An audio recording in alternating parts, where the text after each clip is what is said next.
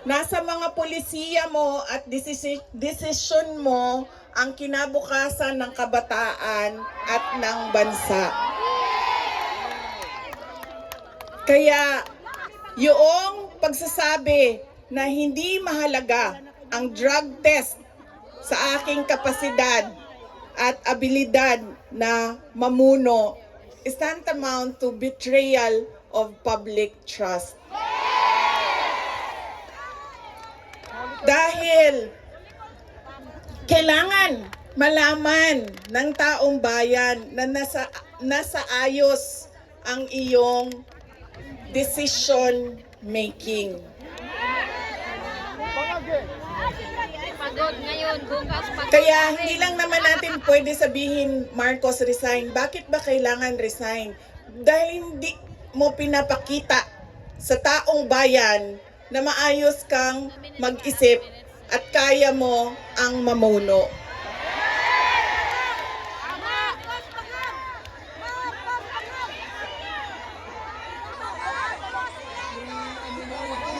Madaming mga tanong na nasa loob na ng korte.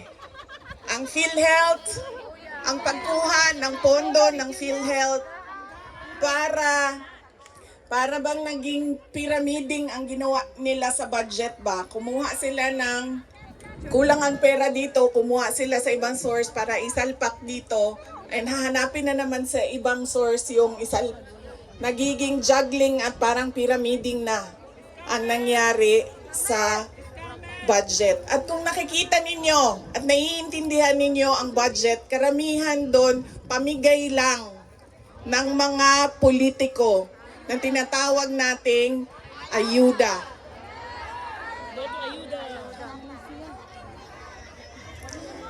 Adik, binibigay ayuda. Tumakbo kami sa plataforma ng unity at continuity. Continuity, kasali na doon ang big ticket projects o mga build projects ni Pangulong Duterte. Pero wala kayong nakikita ngayon na development projects. Dahil lahat yon ay nakatago sa mga proyekto na pamigay o nandoon lang sa bulsa ng kontraktor at ng politiko na gumawa kuno ng project.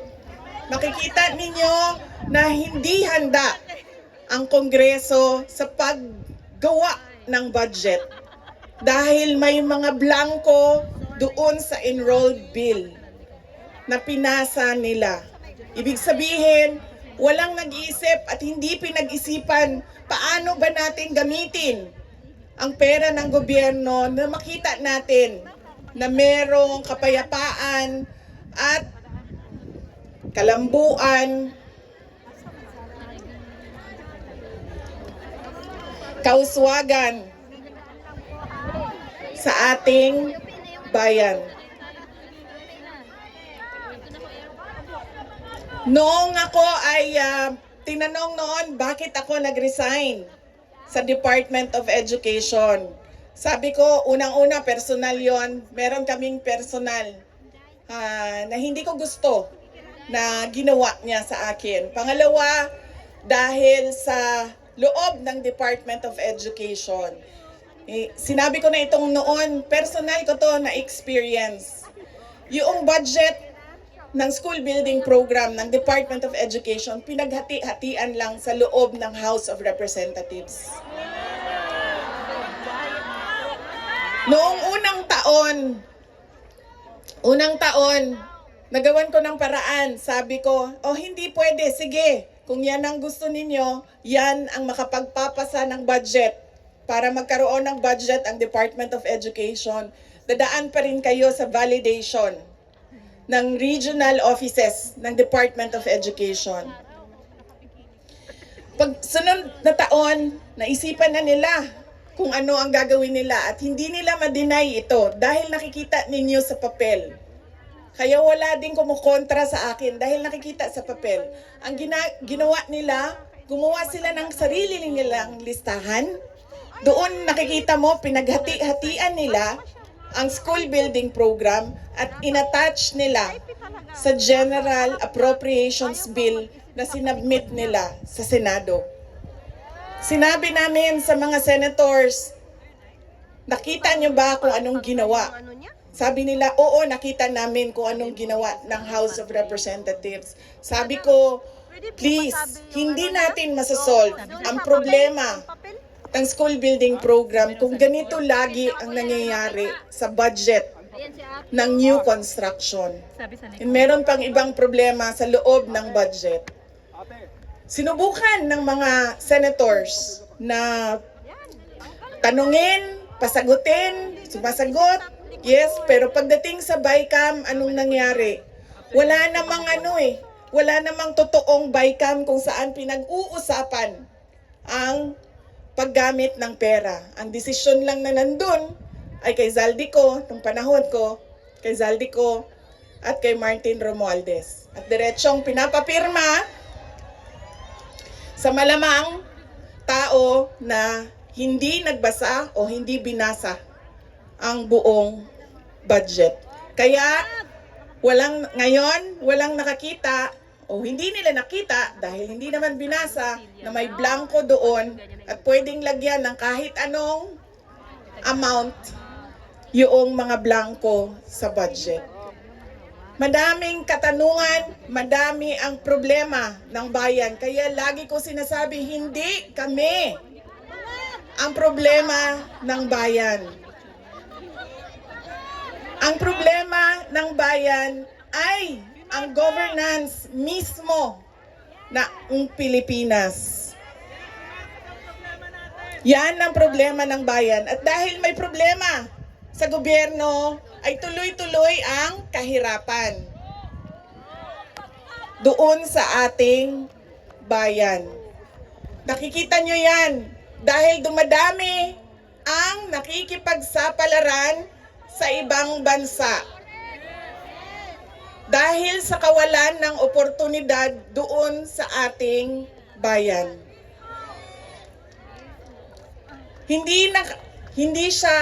We should not be proud that we are exporting our countrymen, our workforce abroad. Dahil, wow, ang daming dollars na pumapasok sa Pilipinas dahil sa padala. Hindi yan siya nakakatuwa. Dahil ang isang bansa, dapat meron siyang oportunidad na binibigay sa kanyang mamamayan. Hindi lang yan. Decent housing, peace and order, quality healthcare. Nakikita nyo yan dito sa mga bansa kung nasaan kayo. At kaya kayo nandito dahil hindi niyo yan nakikita doon. And apparently, tayo lang yung nakakakita, yung nakaupo doon, hindi nila nakikita.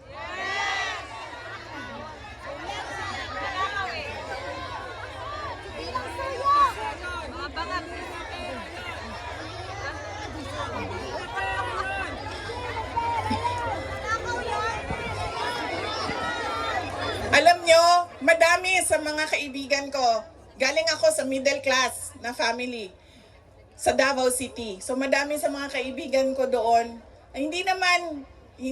meron naman silang mga negosyo, meron naman silang pinagkakakitaan, may mga trabaho.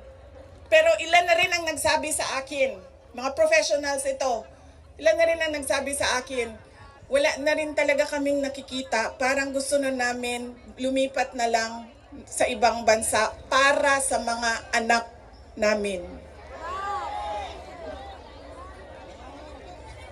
Kaya sinasabi ko lagi yung nagsasabi sa akin, tumakbo ka sa 2028. I don't think we will have a country by 2028.